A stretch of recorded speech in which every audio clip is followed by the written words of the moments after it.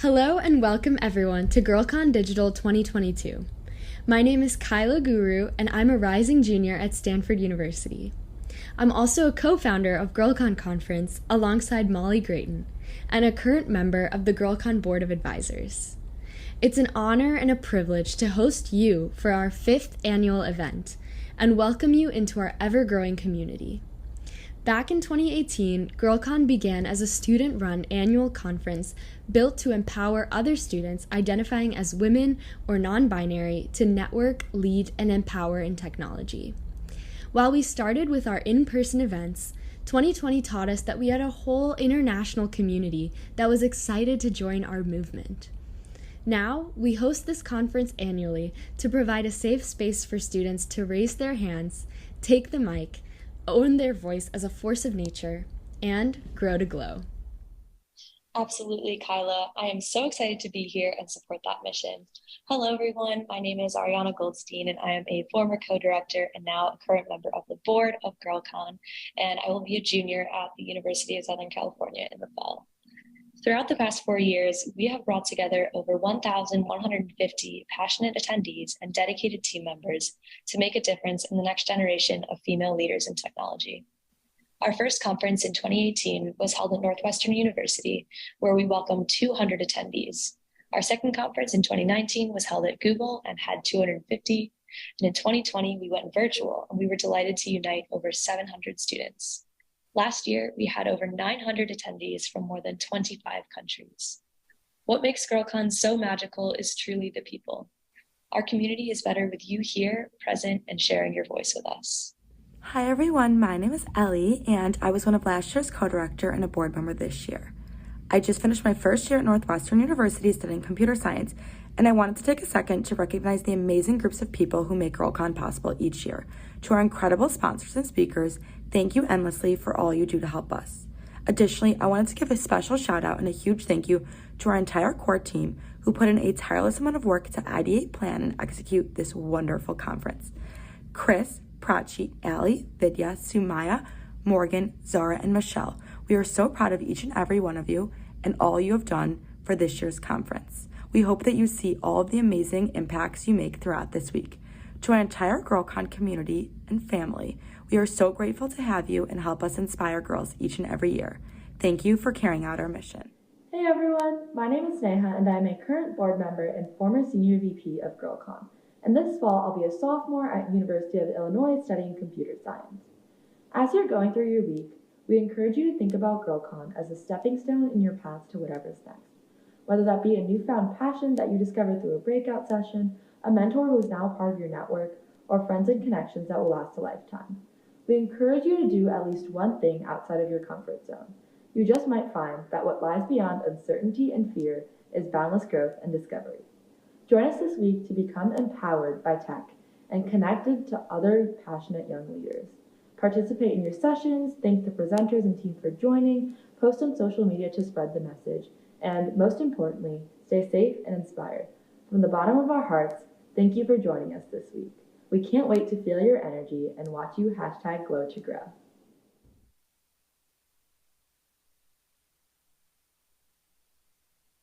Thank you so much, Kyla, Molly, Ariana, Sneha, and Ellie. GirlCon would not be possible without your mentorship, commitment, and vision. Hi, everyone. My name is Prachi Mote, pronouns she, her, and I'm one of the co-directors of GirlCon 2022. I'm going to be an incoming freshman at UIUC studying computer science this fall. I am beyond thrilled to welcome you all to GirlCon 2022. After more than 2 years of living in a pandemic-adapted world, GirlCon has chosen to place emphasis on self-growth, empowering ourselves as well as those around us, and glowing at our fullest potential. So to kick off GirlCon 2022, we encourage you all to take part in our #GrowToGlow challenge and share what motivates you throughout this week. We can't wait for another amazing year of GirlCon. Thanks, Prachi. My name is Chris Yoon, pronouns she, her, and I am the other co-director this year. I am a rising senior at Glenbrook North High School. As Ariana said, each year has been a huge milestone for GirlCon. From just 200 attendees around the Chicagoland area, our conference has grown to over 1,000 plus attendees from over 35 different countries. To us, These aren't just numbers, but a representation of the impact GirlCon is able to make on students across the globe. We are truly grateful to each and every one of you for signing up, taking time out of your summers and spending it with us. Yeah, thanks, Chris. My name is Vidya Bardwaj, pronouns she, her, and I'm the current Senior Vice President and former co-director of GirlCon. I'll be an incoming freshman at UIUC this fall. And I just want to start by saying we've had the unique opportunity of hosting a hybrid conference this year with sessions happening virtually and in person. And so I want to give a huge thank you to all of our wonderful breakout and professional development leaders. This conference happens every year, and without your support, it would not be able to function. And as a past attendee at many of your sessions, you inspire each and every one of us to make a difference and reach higher in this world. And so I can't thank you enough for taking time out of your busy schedules to be here with us. And in order to make this week as impactful and inspiring as possible, we encourage each and every one of you to make sure that you try to keep your camera on if you're comfortable and use that chat feature. It's there for you to interact with your session leaders and with each other. So as soon as you enter a session, make sure you introduce yourself and you use that for asking questions and reacting. And all of the sessions, or at least most of them, will be recorded and posted as unlisted for you to watch later. But we do encourage that you watch them live. And this year, we're giving you the option to attend as many sessions as you want. So you have access to every single Zoom link and every single breakout session. So feel free to, go and attend as many as you can as time permits and whatever you're interested in. And if you're not able to attend one, then we will be posting that as unlisted for you to watch. And so make sure you're reacting, engaging in each of these sessions. And just a reminder that if you do react and engage more, you have a better chance of winning those ultimate swag bags. So thank you so much for being here. Thank you to our session leaders and our attendees for coming to this conference. We really appreciate all of you. And so, yeah, we hope you have a great time at this year's conference. Thanks, Vidya. My name is Allie Guerin, pronouns she, her, and I'm the other Senior Vice President. I'll be an incoming freshman at the University of Illinois Urbana-Champaign this fall, also studying computer science. We have so much cool swag, t-shirts, sunglasses, bags, stickers, and more. But we only have 500 swag bags, so for a better chance of receiving one, please participate in our social media challenges, starting today with Word Bingo Wednesday, tomorrow with Test It Thursday, and finally, Fight for It Friday. Check your email for more information on how to participate. Make sure to post all about your experiences at the conference and use our hashtag #GrowToGlow, and tag @GirlConTech on all platforms. Thanks, Allie. Hi, everyone. My name is Zaryab Khan, and I'm a core team member as well as a rising freshman at Columbia University. We're so glad you all have made it to this opening ceremony and got the calendar invite, as this is how you'll join all of your sessions. The Google Doc you were sent with all the Zoom links, as well as the links in your calendar, allow you to attend any session that interests you during the conference. All breakout and professional development sessions that will happen on Zoom, and keynotes and large sessions like this one will be live streamed through YouTube. If you have any questions throughout the conference, feel free to email or DM us on our social media platforms. And now we'd like to take some time to thank our wonderful sponsors. Every year at our conference, we give out swag and provide food at our in-person event, and we are really able to pull this conference together because of our sponsors. They provide us with sessions and so much support throughout the year. And so we just wanted to give a huge shout out to every single one of you. Thank you so much for helping us bring our mission to life each and every year. Hello everyone, my name is Sumaya, pronouns she, her, and I'm a rising junior at Notre Dame San Jose. I am so grateful to have been part of the GirlCon core team and with all these amazing sponsors. Thank you so much to Linode, Sticker Giant, D.E. Shaw & Co., Hirschman Cohen Law, Balsamic, Disney, Capgemini Invent, and Pega. We truly appreciate all they have done to make this conference possible. Thanks, Sumaya. Hi, everyone. My name is Michelle, pronouns she, her, and I'm a rising senior at Richland High School. I'd now like to extend a huge thank you to our gold and partner sponsors: Google, ISACA Chicago Chapter, IBM, BAM, CME Group, Jane Street, Cyberstart America, Girl Security, and IMC. Additionally, thank you so much to our fiscal sponsor, Bits and Bytes Cybersecurity Education. This conference would not be possible without you. We truly can't wait to continue this partnership in the future. Now, here's a quick message from our 2022 Gold and Partner sponsors.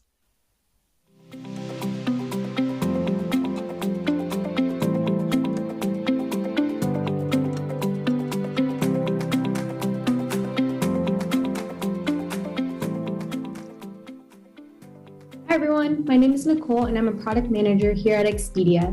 We are building an exciting new travel platform that empowers customers to explore the world like they haven't before. Welcome to GirlCon 2022. We're so excited to be here.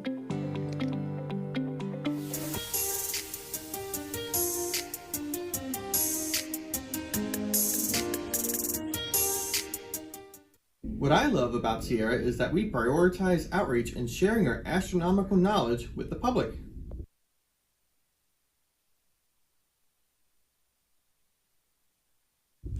What I love about Sierra is the collaborative environment and how welcoming everybody is.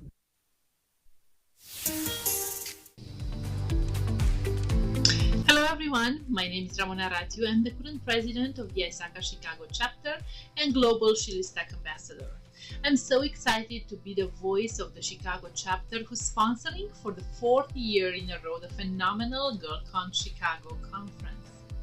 So a little bit about our ISACA Chicago chapter. It's comprised of over 2,500 individuals working in IT audit, security, and governance. Our members share a common purpose to help improve themselves and their organization through education and knowledge sharing.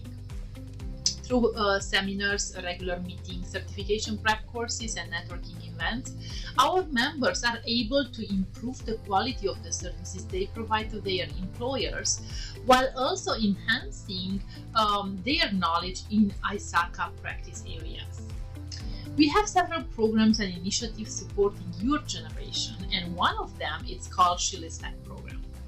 The program falls under the One in Tech Foundation and seeks to increase the representation of women in technology leadership roles and the tech workforce. We strive to advance more women leaders in the technology industry. So again, welcome everyone and enjoy the conference. Hi everyone, my name is Twinkle Bashi. On behalf of CME Group, a very warm welcome to GirlCon 2022. We're so excited to partner with GirlCon 4th year in a row. CME Group is where the world manages risk. We are the world's leading derivatives marketplace, where we offer futures and options products to help market participants both hedge price risk and capture opportunities. Every major asset class is traded on our exchanges, from agricultural products like corn and wheat to energy, metal, interest rates, foreign exchange, equities, and cryptocurrencies. Our technology employees drive the global financial industries around the world, around the clock, because technology is at the core of everything we do. Simply put, it's what makes our market ticks.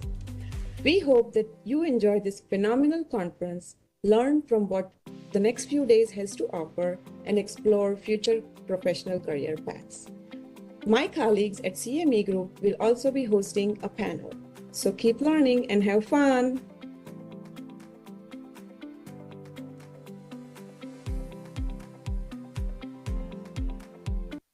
Hi, I'm Morgan. I'm a freshman in high school and a member of the GirlCon core team. Super stoked for GirlCon 2022. Before we get into our incredible keynote by Gayatri Dadar, I am so excited to share the following video with you from a few familiar faces with a special message to share.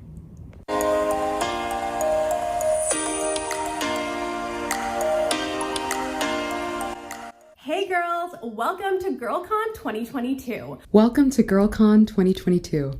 Hi GirlCon. Hey everyone, it's Dylan Conrique, and I just wanted to say welcome to GirlCon 2022. My name is Trisha Prabhu, and I'm the 22-year-old founder and CEO of Rethink, a global movement tackling cyberbullying and redefining internet culture. If I had to give one piece of advice to women that are interested in STEM careers, I would say be brave. STEM careers can be daunting, both because they're often male-dominated and because whether you're coding or pursuing entrepreneurship, a lot of your work will be an exercise in failure. But by being brave, you can hone your talents and creativity and make an impact. And Samantha Long here. I am a professional dancer, choreographer, movement coach, and the founder of A Threat, which is a media company for women and allies of women. A threat is just the acknowledgement of who you are to what's holding you back. So I hope that you continuously push for what you want to do, what your dreams are, and not let what anybody else has to say or their opinions, negativity affect you from doing that. I am very, very proud of you guys for pursuing the careers of STEM. It's very inspiring, and being a girl in the music industry can be very tough, but we rule the world. Girls rule the world. My name is Dr. Sarah Habibi, and I have a PhD in molecular biology. I graduated from my PhD back in 2020, and since then, it has been a whole roller coaster of ups and downs to get me to where I am today. And what that is I am a STEM content creator and science communicator on social media. What I do is I work with brands from all over the world to get educational messaging, specifically in the sciences, across to the masses. I love this because I use my prior expertise that I gained during my PhD, and I have total creative freedom to create content that I absolutely love and am passionate about. And so with that, my piece of advice to you would be to never close a door that you haven't tried walking through. You never know what opportunity may come up, and it may seem like something out of the blue or something you never thought you would want to try before, but that could be what you're absolutely passionate about and brings you joy for the rest of your life. And so go for it, try new things, and grow to glow. Grow to glow and have an incredible conference. So yeah, grow to glow.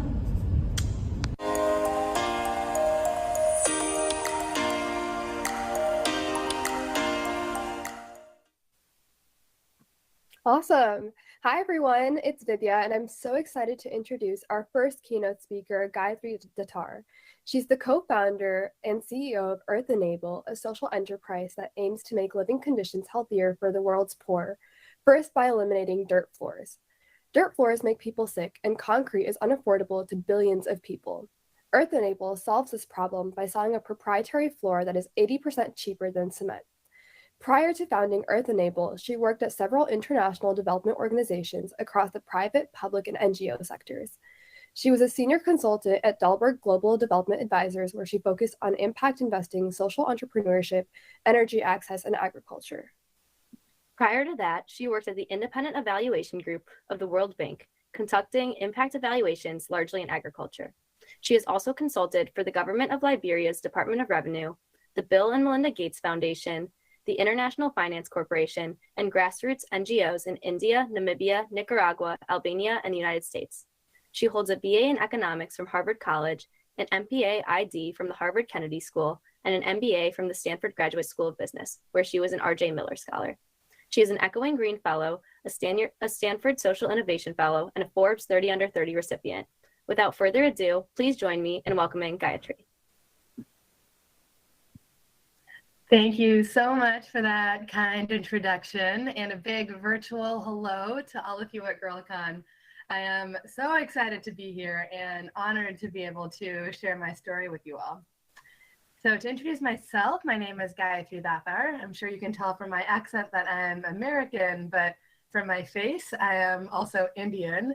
And also, I'm proud to have called Rwanda my adopted home for the past 8 years.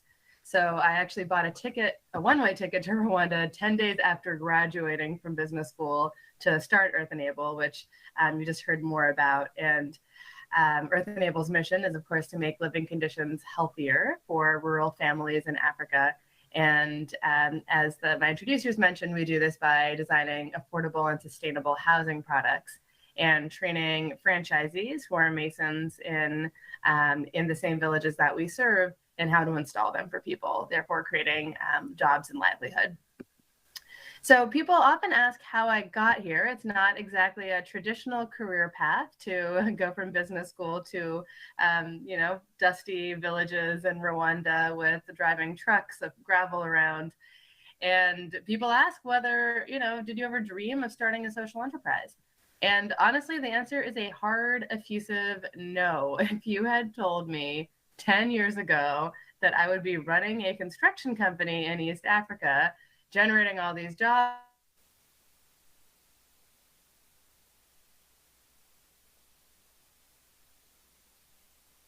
first of all, very few women run construction companies.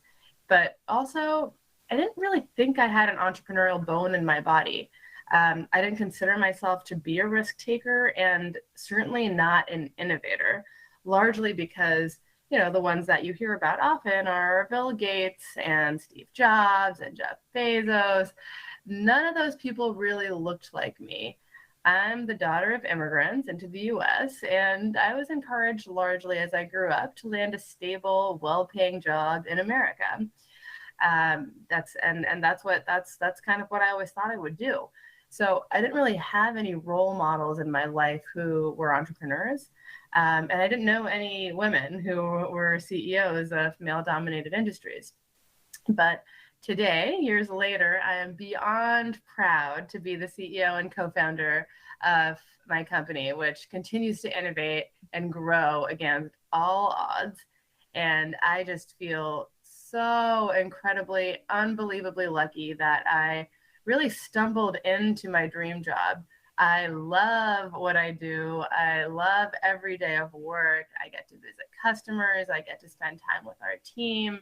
I get to build a very values-based culture that really fits the kind of world that I want to live in, and not necessarily the world that I grew up in, which I had a lot of challenges with.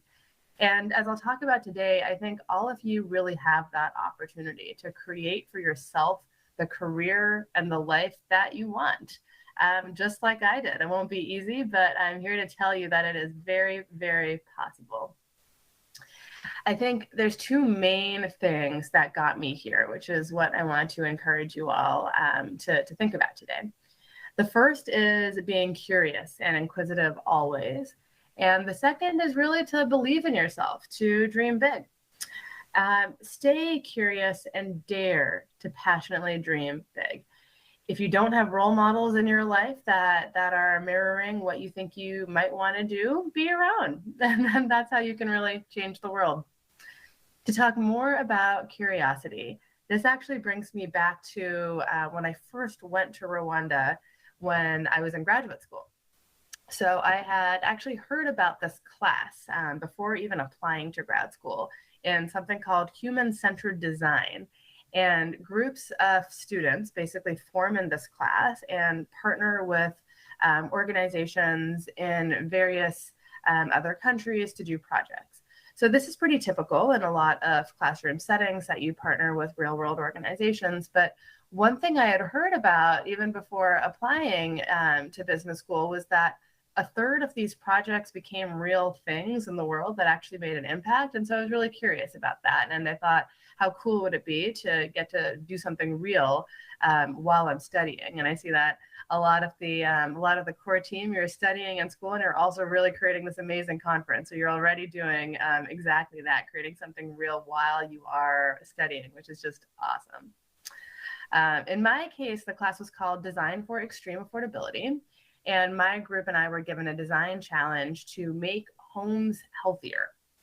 So the class was focused on designing products with the customer in mind. So with a lot of tech companies, and a lot of industry these days, this is a pretty typical approach of thinking about what are your users' pain points first, and from there, how can you design something that addresses not just what you see as maybe the most obvious physical need, but an emotional need behind the physical need. So let me explain a bit more about that by telling you about the 2 weeks that I spent in Rwanda. So during spring break of business school, we got to go to Rwanda and basically spent the entire 2 weeks with potential customers in their homes, doing chores with them, taking care of the kids, really trying to understand day-to-day life, because we're trying to find a way to make homes healthier. So we really needed to firsthand understand what are the health issues that stem from the home. So in doing this, we would also ask lots and lots and lots of questions because that's how we can really learn a lot. And I probably asked the same one-word question hundreds of times. I'll let you all guess what my one-word question was. I'll give you a second. The question was, why? So, for example, I would hear a mama say, if I could change one thing about my house, I would get a new roof. So I would ask, why? And she would say, because my current roof leaks and it's a problem. So of course I would then have to ask again, well, why? Why is that a problem?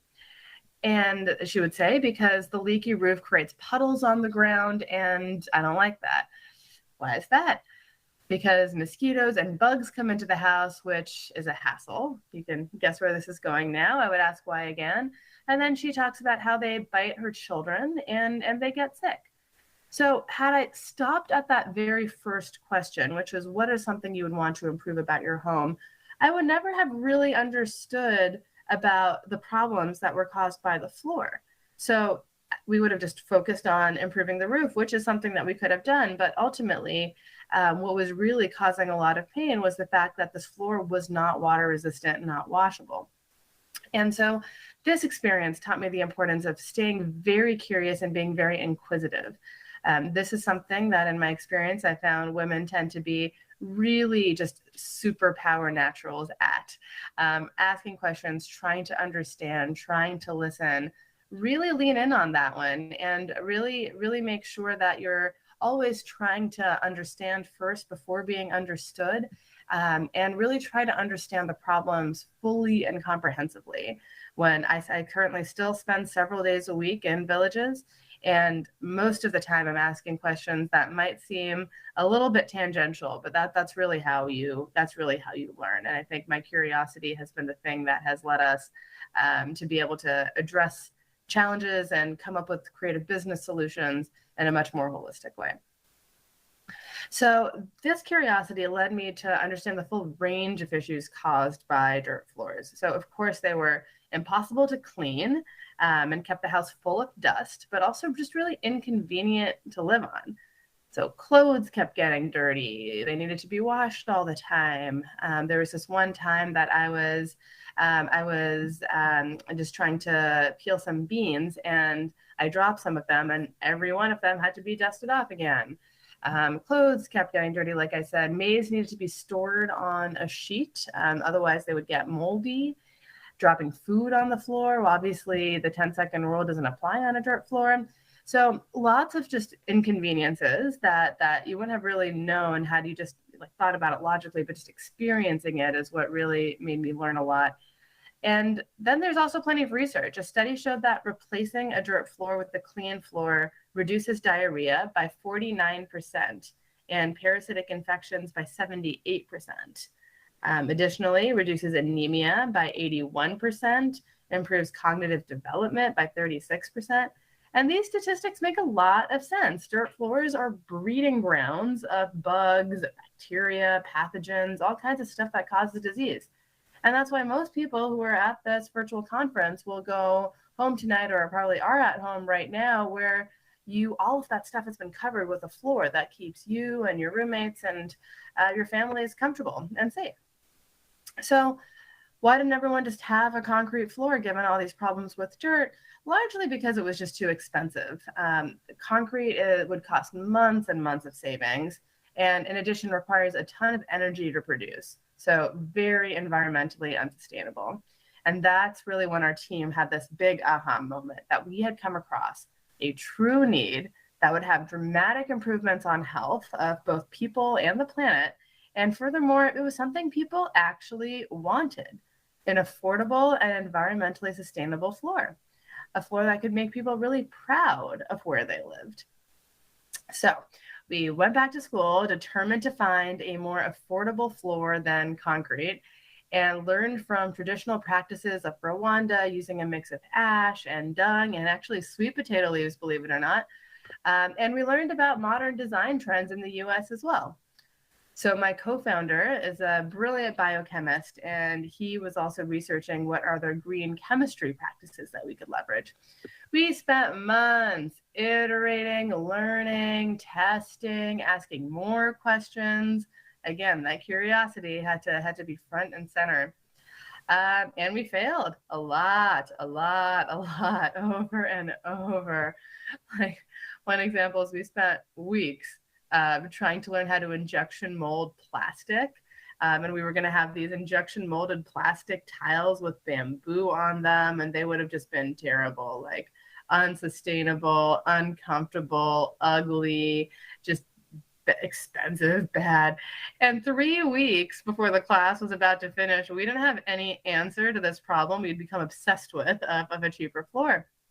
But luckily, we basically go back to Google and Google alternative flooring again, and come across a bunch of people in the Western United States who have been building earthen floors because they're much more environmentally sustainable than concrete. And so months later, we then get input from all of these building experts that we just cold called to learn more about these earthen floors that they were already building. And the brilliant part of it is that this is made of entirely local materials, which are basically can be sourced and found around backyards in Rwanda. Actually, during COVID, when all of our trucks, we used to have a fleet of trucks that would deliver material around. When all of those were grounded due to COVID, we actually had to figure out how masons could work from home. And that's when they figured out how they can extract the sands, the rocks, the clay that we need for our floors, and actually just do that from local soils. And so that was able to dramatically reduce the cost of our floor and also allow us to continue operating during COVID. And all of this has been just a ride of time. And that all of those materials we first compress and then we seal with an oil that turns to a plastic-like resin when it dries. That's made of flax seeds. My co-founder developed this, and we basically make that in Rwanda, paint it onto the floor. It kind of glues the entire thing together, and that's what the floor actually is. So we've installed these floors now for about 80,000 people in Rwanda and Uganda in the last 7 years, and really have no plans to stop until every person in the world has a home that they can be healthy in. And really, we're just going to continue asking why every day until we get there, because we always learn new insights about our customers. And we also ask, in addition to asking why, when setting ambitious goals for a company, we also ask why not? So why can't we triple our impact this year? Why can't we scale to 5 new countries in the next couple of years?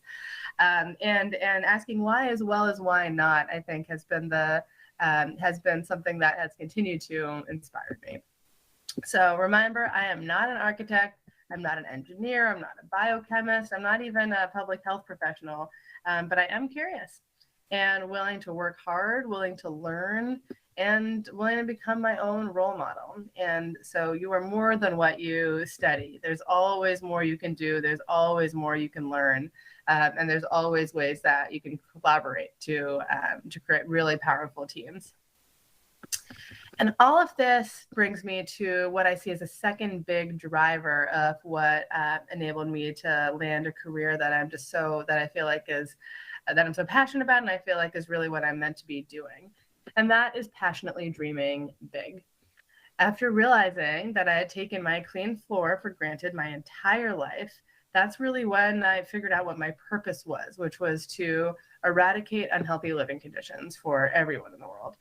But to do that, I first had to do something much more important, which was to believe in myself.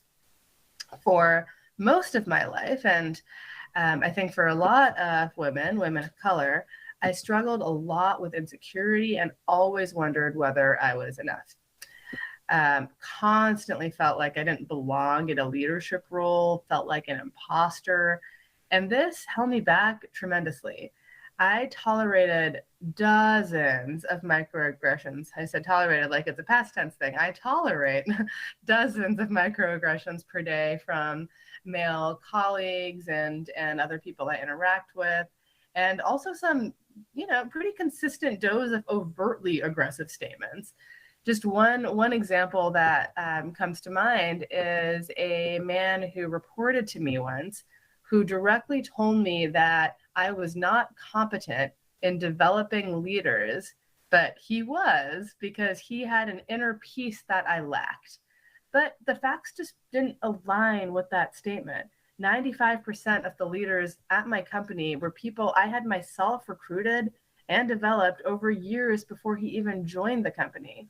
So I did that But when he told me I wasn't capable, that I wasn't enough, it resonated with all the negative self-talk I'd been telling myself for years, and I believed it.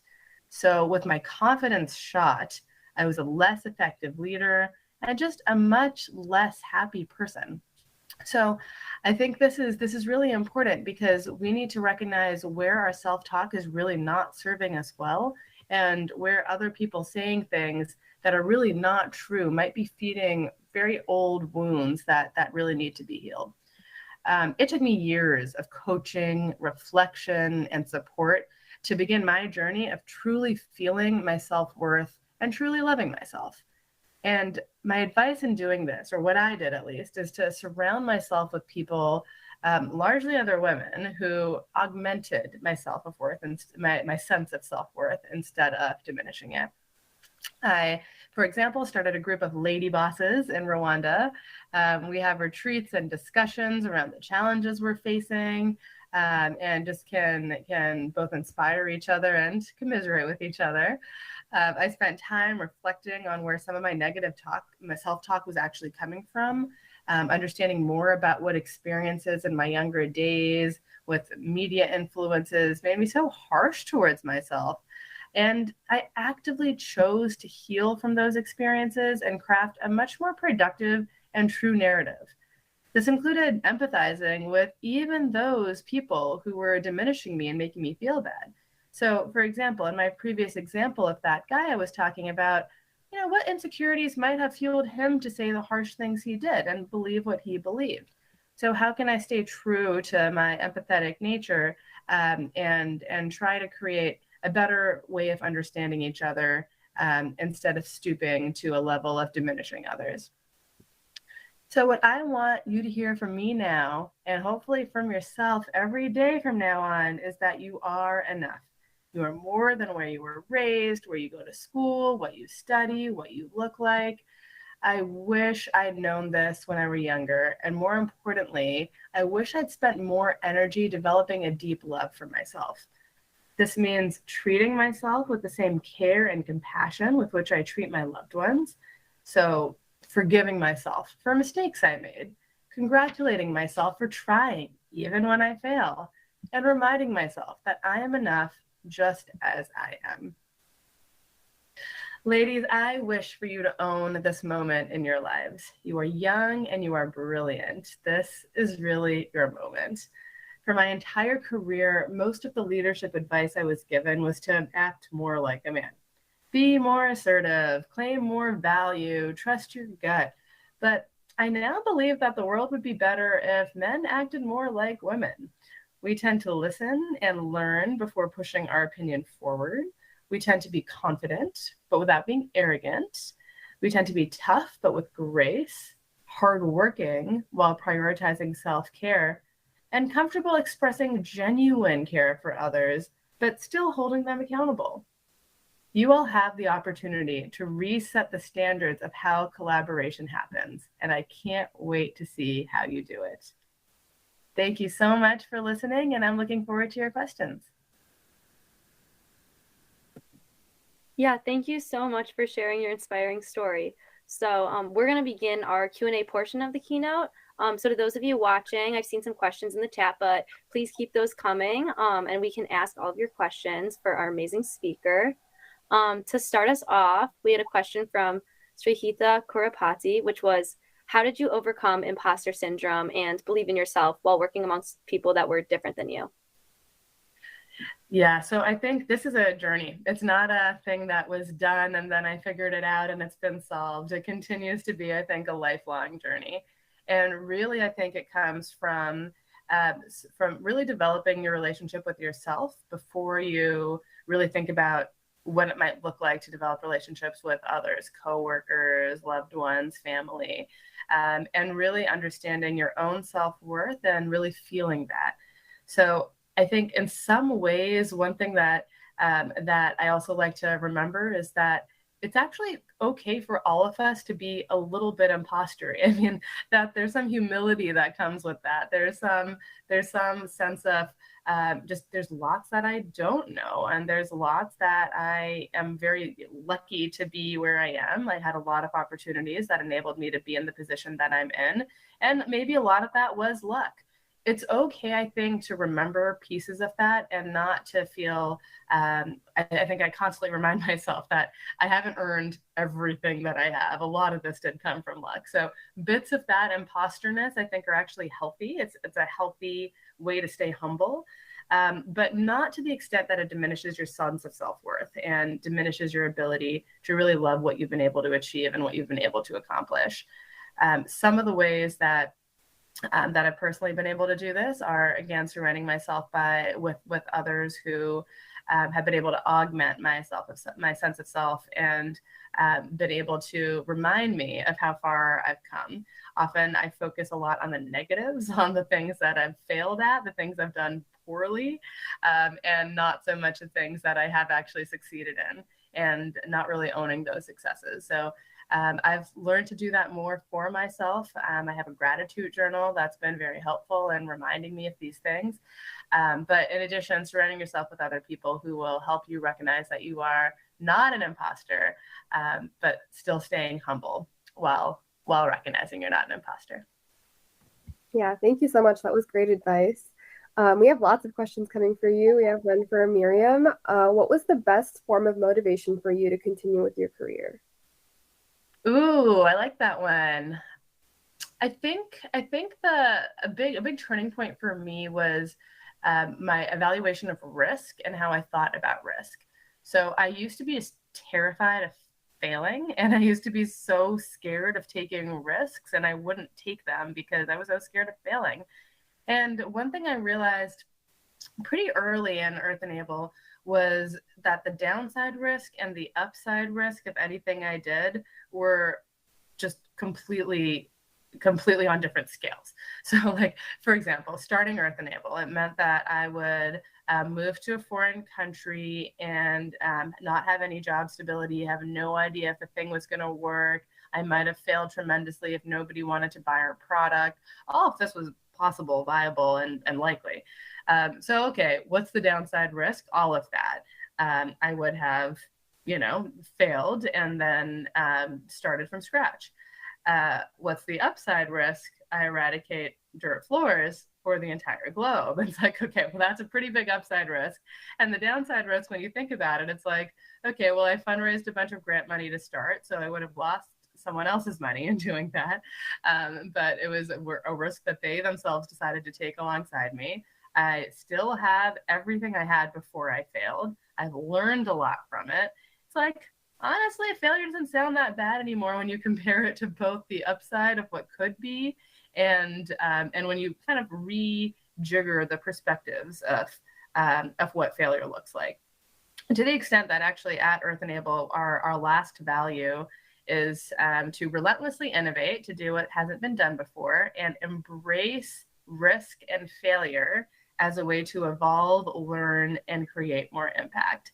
So we literally reward risk-taking and we reward failure. And I even tell people, if you aren't trying things and failing, you're not pushing the limits. You're not trying hard enough. So I think that's been very motivating for me, is that I think the thing that was the thing that held me back the most was this terror of risk and terror of failure.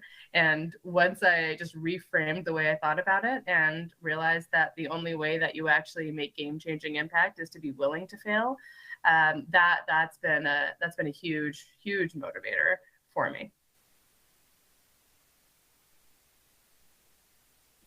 Yeah, thank you so much. That's definitely really incredible advice. Our next question comes from Alexandra. She says she loves your story about Earthenable and its start and your start as a female CEO. And she was wondering how you've been able to overcome safety issues and male bias in the field. Yeah, I wouldn't say I fully have. Safety, luckily, is not a big challenge in the places that I work, just because of the cultures that I happen to work in. I've never felt physically unsafe.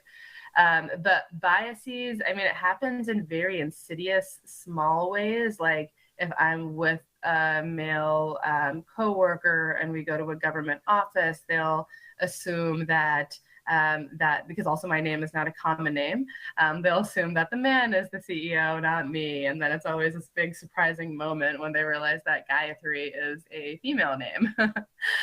So things like that happen often. I get emails addressed to Mr. Gayatri all the time. So things like that are a little bit funny, but also, pretty illustrative and pretty telling on what the biases really look like and the upward battle to being respected. What I've found is that being consistent and being true to my values and being genuine has basically won me all the respect that I felt like would have maybe come immediately had I been a man. But without being a man, just being leading with my true, genuine self has actually earned me that respect. I spent years trying to act like a man in the way that I led, thinking I'd be taken more seriously.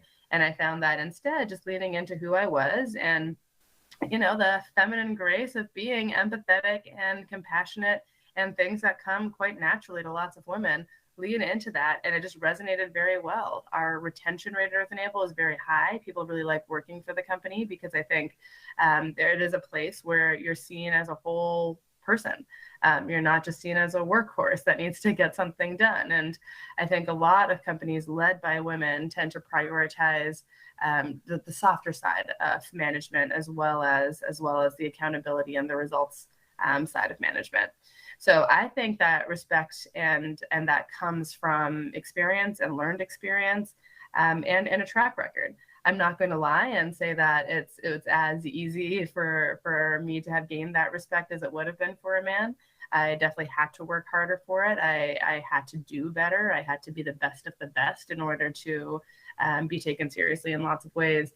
But that stuff is earned. And what's really inspiring to me is the number of women that are actively trying to support other women in making sure that we change the status quo of assuming that the men are the ones who lead as we follow, and we have to work harder than them to get to the same places. Definitely, for sure. Thank you for that. We have a question from Stephanie. What was the first step you took to growing your business, and how are you looking to expand it? So the first step was largely to get out of the way and make sure that the team was doing most of the leading. So I am an expat in Rwanda. I'm not Rwandan. I am not from there. I don't speak the language fluently. I speak it pretty decently, but not fluently. And recognizing that in order to really lead in a way that was consistent with my values, and a lot of international development is unfortunately a bit colonial, and that it's a lot of people from outside of Africa deciding how Africa should develop, I really wanted to do things differently. So when it came to growth, it really came down to stepping aside and asking my team what they wanted to do, and if they felt like we were ready, and where they thought that there was potential, and how they wanted to grow it. So a lot of the tech that we came up with at Stanford largely was completely shifted around once we came to Rwanda, and Masons basically were the ones that were like, we should use this instead of that. Did tons of innovations to figure out how to grow the company and how to create a better product. But I think that's the thing that I'm most proud of, is creating a culture and creating a work environment where others can lead, and I can basically be a mentor as needed. I can be somebody who is able to connect and bridge between financing in the US. We're a nonprofit, of course, so we raise a lot of grant money, and I can be a bridge in that way, a connection to expertise. So how I can get to scientific advisors, things like that. But yeah, I think ironically enough, that's the first step, is to get out of the way and let the team lead forward. As your second question, how are we planning to scale? We've decided that one company can't solve this problem of unsanitary living conditions, but an industry can.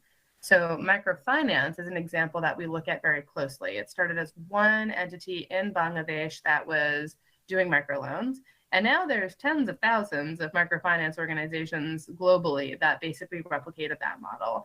That's our ideal. Our ideal is that there are tens of thousands of companies that are just like Earthenable, distributing exactly our types of products, which are earth-based, affordable and healthy housing products, to all people globally, because it would take forever for us to do it. So to the extent that we can open source our technology and make it really available and accessible to other entrepreneurs to basically sell and scale our floors, the better.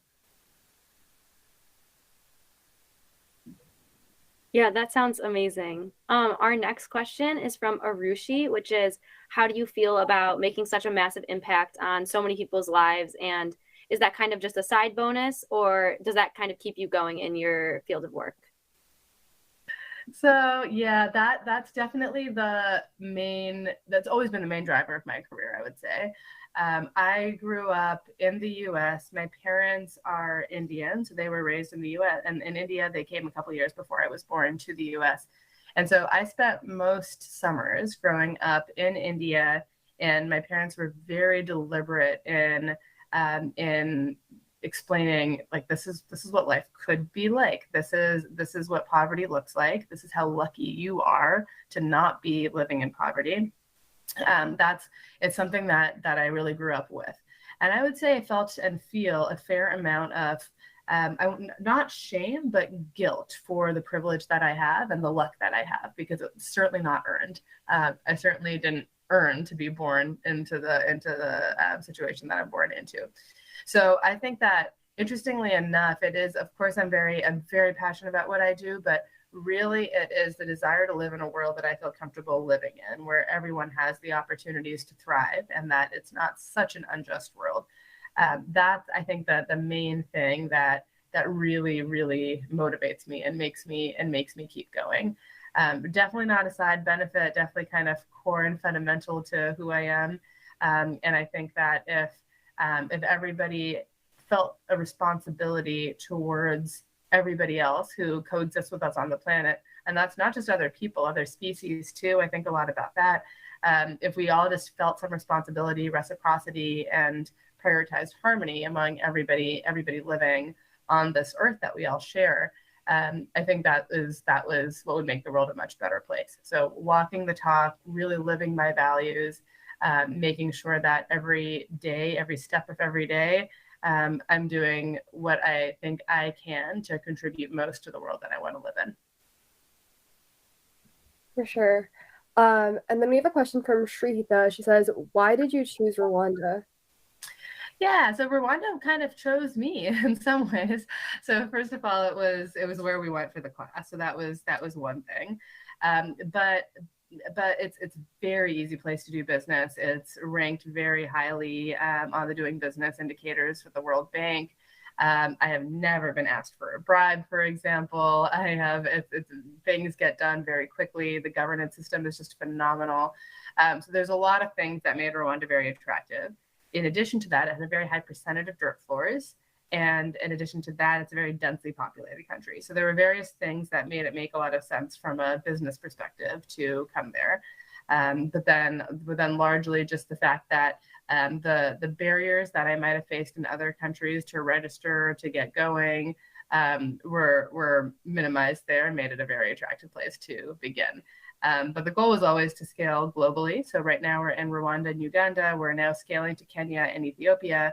And the plan is, as I mentioned, to go global. So it was really just a matter of what would be the most, the place that we could start that would have the least barriers to us actually getting going.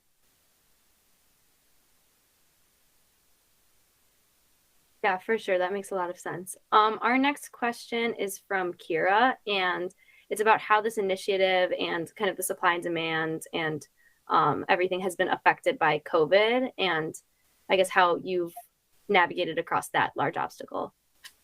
Thanks, Kira. Very insightful question. The interesting thing is that since we work in villages and in such a circular way, all of our materials come from, as I said, just backyards and around. That COVID innovation I mentioned of no longer using trucks and instead using materials from backyards helped us a ton. But basically, farmers kept growing their crops, kept selling their crops to the local market. A lot of things kind of continued. So believe it or not, our best sales month in history, and maybe this year we've exceeded it, but for a long time, our best sales month was actually the month after lockdown ended in May 2020, which is very surprising. But basically what happened then is that people had not been spending as much money, for example, on school fees and things like that, but had been able to save up some cash, and therefore actually just really invested in their homes. Also, maybe they're spending a lot of time at home. There's lots of things that might have happened that made our sales go up. But interestingly, the economy in rural areas definitely was impacted in some ways, but not nearly as much as in other parts of the world that function in a less circular way. So we do import flax oil from we used to be India, now it's Kenya. That had a big price hike, unfortunately. So then that did impact us, and we were forced to take a big cut in our margins because of that, because we didn't want to raise prices at a time of COVID. But interestingly, it was very interesting to see how resilient our business model was to COVID, given that we've really prioritized keeping everything local. So the customers are right there. The masons are in the same communities as the customer. The materials are right from there. Like everything is right there. And that made us quite resilient to supply chain issues that lots of other businesses unfortunately faced. Awesome. Yeah, we're coming to the close of our time, so we're going to ask one last question from Ava and Alexandra. What countries are you looking to expand to in upcoming years? And then are you focusing on Africa, or will you be expanding to other poverty-ridden areas? Yeah, Ethiopia and Kenya is next on our list, but largely it's wherever we have an opportunity to partner with somebody that would want to distribute our technology. So we are quite open to working with anybody who's ready to work with us, which is very exciting. So it means that if there's a solar company in Zambia that already has motorcycles and could distribute our varnish for us, we could work with them. If there is a cooperative of masons in DRC, we could work with them. So the goal is to really find a way to partner with existing institutions. We don't need to reinvent the wheel, don't need to build supply chains and distribution channels from scratch, and can really build on whatever is already there. And definitely not just Africa. We already have some conversations going in Guatemala and in Bangladesh. So I think that this is really a global challenge. And I think that housing is such a underdeveloped industry, especially for rural families. And I think that there's a ton of potential to work globally to find ways to make rural housing much more affordable, much more high quality, but also keep it really environmentally sustainable. Housing and construction are responsible for a huge amount of carbon emissions. And if we're able to create very sustainable and affordable products for the world's poor, you just triple impact in terms of health, in terms of environment, in terms of job creation, housing, quadruple impact. So that's the vision. The vision is broad and big, and we are just so excited to keep going. Yeah, that's amazing. And I'm sure I speak for everybody who's been watching this when I say that your work is truly so inspiring. And unfortunately, that is all the time we do have for today. I wanted to thank everybody who's been watching this for joining us. And a huge thank you again to Gayatri for taking time out of your day to tell your inspiring and your impactful story. We really hope you enjoyed this keynote and are so excited to see you at some more sessions and some more keynote speeches this week. We hope you have an amazing time at GirlCon this year, and thank you for joining us for just the beginning. Yeah, thank you all so